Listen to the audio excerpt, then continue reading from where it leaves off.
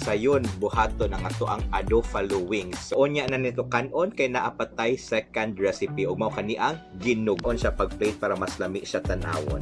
And this is sago, so perfect na kon mi siya nga pulutan, pero for me panihapon ni siya uy. So that one, this is it. Isn't it amazing? Adto na kadali naa na tay duha ka buok recipe which is purely homemade lang gyud siya. Typical Filipino, gibutangan lang ni chef og twist, and karon lami na gyud kaayo siya, and for sure ganahan na nimo i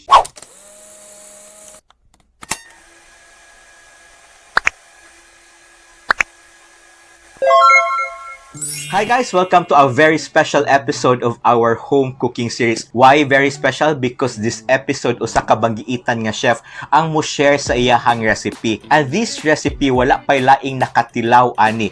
Added that this recipe will soon to be offered pa. In other words, kita una makatilaw og swerte pa kita pag makaibaw unsaon ni siya pagluto.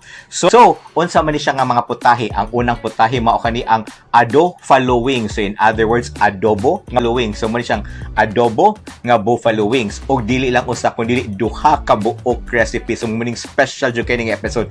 Ang second nga recipe mao kini ang ginugba, ang gisugba nga ginabot. So manang ginugba, simple lang gihapon siya but still with a twist gihapon. So kinsa man ni siya nga chef og asa man ni siya nga chef og nganong iya ning nahuna-hunaan na recipe, ali ato siyang storyaon. So, we always go to restaurants and we always eat buffalo chicken wings, the same different versions, different techniques.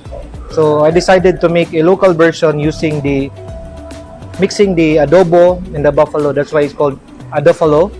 So ang atong gigamit niya is fusion siya. The sauce is made of adobo sauce, then some ripe chilies. Then if you notice nganong nay agrodolce. Agrodolce is a dish originated in Italy. It's like a sweet and sour. Nakita hilig man tawag sweet and sour. So, ang atong gigamit ani niya is mga organic vegetables like eggplants, zucchini, pipino, onion, garlic, typical ones. I-caramelize na to siya using muscovado or brown sugar, no? Then of course, the achara as well. So, the sauce would be basically adobo. If you try to ask why it's red, it's because we use achuete. So, to add coloring, because ang uban man god hot sauce, red, oranges, makes it darker. Then a little bit of orangey because of the achuete. Okay, so for our main ingredient, kay since buffalo wings siya inspired, so chicken wings good. Ang chicken wings is being marinated, binalay style lang good siya. So, i-marinate sa vinegar, toyo, asin, ug ahos. And for our breading, atong gamiton would be flour, sagula na to siya og salt and pepper. Then we just have to coat the chicken properly with the breading kay para sure gyud ta nga crispy sa gyudayon siya, inighuman nato og luto. And while doing this one, pwede sa mo mag-init dadaan sa inyong mantika sa inyong wok nga atong gamiton for deep frying. And once we're na-coat na tanan, it's time to deep fry na the chicken wings. Tara, programi na siya tanawon pag humol pa lang.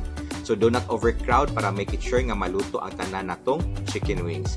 And now, while nag-fry sa ato ang chicken wings, this is the time also nga magbuhat na lang puta sa ato ang sauce. So unsa man ang naa sa ato ang sauce, it would be the peppercorn, bay leaf, onion, garlic, soy sauce, ginger, then gamay nga sugar and water too.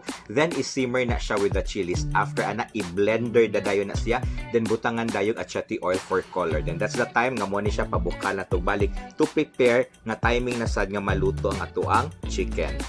So once the chicken wings is already golden brown, nga brag humot na kay siya og lami nagyudayon natong kanon. So ato na day nga haunon and make it sure nga dili kayo siya sunog ug perfect gid pa siya. Even slight hilaw-hilaw okay lang because lutuon pa nato siya og balik with the sauce. Ayan. So what we have to do now nga na-reduce na ang sauce, ato siyang tungaon ang half, ato nang ibutang kung asa nato i-plate ang ato ang chicken wings. Then ang other half nga nato ibutang ang ato ang chicken again. Then ato siyang i-coat and lutuon og balik, or actually ato siyang initon para ma-coat and mo-absorb yun ang flavor sa ato ang sauce sa ato ang chicken. Diba? Akong idol gid ang chef nga nagluto oh. And after that, it is time to plate now. So, laisyo kaayo o pa-plating si chef ha kay naagyon sa another grill. Because we have to agree kung nindot pagka-plate, mas lamig siya kanon o of course para sa tong Instagram feeds. Then after that, napagipakapin nga pa agridolce nga sauce si chef. Then kay para of course mas lamig gyud siya tan-awon, and actually it would give a sweeter taste kuno sa ato ang adofalo wings. Then more garnishing also para mas pretty ug gwapa gyud ang ato ang adofalo wings. So that's it. Ready to eat na. So si ingon ana ra gyud siya kadali ug ingon ana ra gyud kasayon buhaton ang ato ang adofalo wings. So thank you so much chef for sharing this. Pero onya na nito kanon kay naapatay second recipe ug mao kani ang ginugba. We all know, kumukaong kag pungko-pungko, ginabot always crispy. So we're looking into a different version. Muna nakanindot man gud if you travel. So I traveled to different places in the Philippines. Na ako'y nakitaan nga sinugba ang ginabot, mga lamang loob. So I decided to create a ginugba. So ginabot nga gisugba. So instead of the typical one, we marinated into like a typical tocino style, homemade. Then we add chili and onion jam. So mabalance si sweet, si tangy, si spicy to blend. Then because we have a lot of potatoes here, we can also use kamote chips or taro if you want to, no? So it's very good for sa balay lang or anything in how you present in a party. So it's very typical. Now for our ginugma, mas simple, mas dali ni siya yun. So sa kinahanglan nato, of course, we need to have the ginabot. For ang ginabot, dapat limpyuhan nato daan. Then isok sa vinegar niya, isimmer para mawagtang iyahang lansa. Then i-marinate ra gyud dayon siya sa barbecue and tocino sauce. Then i-grill lang gyud dayon siya nato. So sisugin ara gyud siya ka simple. Always remember your own barbecue sauce and tocino sauce lang gyud dayon. Then grill, huwato nato siya nga maluto or mo-caramelize ang iyahang mga kilo. So once na-caramelize na or naluto ng ato ang ginugba or itong gisugba nga ginabot, butangan sa din nato siya og ato ang typical nga dicer. Kanang dicer nga makita nato sa Larshan, so maurag yun na ang ato ang ibutang. Or any type of sauce nga inyong ginagamit sa inyong pagsugba or sa inyong barbecue, pwede ra gyud bisag unsa. Then we're done. So manana dayon ang ato ang ginugba. And now it is time to plate it. Well, then again, mas lamig yun ang pagkaon, basta lami sa gyud siya pagka-plate. And thank you so much, Chef, for teaching us the basic or showing us unsaon siya pag-plate para mas lami siya tanawon. And as Chef has mentioned earlier, naa siya sweet onion jam nga ibutang taas sa to ang ginugba para naa siya sweetness pag yun more, for na ay onion nga taste, so mas lami jud kaayo. Then, after that, naapagri achara or pickled chili nga ginabutang sa si Chef. So, mas lamig pag yun siya more. And, this is it. So, I can't wait to eat it now. Pero yan, as a chef, napakunin siya ibutang. Yes, napagri for more garnishing para mas pretty looking. And of course, kuno mas lamig yun siya kuyog sa katong potato chip. So, dali rasagid kayo siya. Gipila ni Chef ang potato, then gi-deep fry, then a perfect na gid siya nga pair sa itong ginugba. Or any chips na lang ay mong mapalit, pwede ra gyud mo isago. So, perfect na kun mo siya nga pulutan. Pero for me, panihapon ni siya, uy. So, that was it, guys. Ingon ato ra gyud kadali, ug ana ra gyud kasayon, buhaton ang ato ang ginugba. And plus, nindot kaya tong presentation, no? So, if ever you make one, please try to duplicate or copy this presentation. Or if ever you can make a better one or mas namoy nindot nga mugda, please do post it and tag me and tag Chef also. So this is it. Isn't it amazing? Unad to na kadali na anatay duha ka buok recipe which is purely homemade lang yun siya.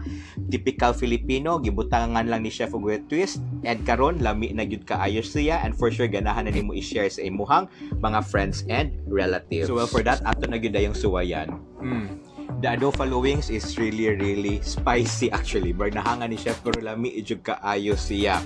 And the adobo, marag nindot kayong adobo na incorporate siya yun sa lami sa tuang chicken. Nindot niya siyang idea, Chef, that promise. Then, now let's go to the ginugba, pero mas lami or naglaway ko nagtanaw sa potato chips, unahon sa ninyo kaon. And now, let's try the ginugba. Iyang humot actually is murag yun siya tusino nga barbecue. And, lami jud kayo. So, I really like ginugba nga deep fry, so how much more pag sinugba. So, murag seryoso, I don't know. Lami siya with the chips, pero feel ako mas lami ni siya with the rice. Perfect yung kaya pagka-parat sa chips, plus sa tamis at to ang ginugba. Perfect. Make one guys ha. Trust me, lami yun siya. So that's it guys. So yung ana gyud ay kadali no og ana gyud kasayon pagbuhat adto nga mga recipe. So ang adobo wings, in other words, it is just your typical adobo. So kita ra mo giunsa pagluto ang chicken ingon ana gyud siya kadali. Plus the sauce, dali ra sa jud kayo. So everything naa ra gyud tong panimalay. So dali ra gyud kayo to buhaton. So in other words, it's just a simple home cooking. Gikumbay lang ni chef, iyahang gi-reinvent og lami na gyud kaayo. And the second one, mao to siya ang ginugba. So in other words, nindot gyud di ay sadno ang kanang ginabot nga isugba. Bet o sa toy technique, murag tosino ang atong i-flavor una isugba para mas lami jud kaayo. So mo congratulations chef sa ani nga ideas and thank you kaayo for sharing it to us.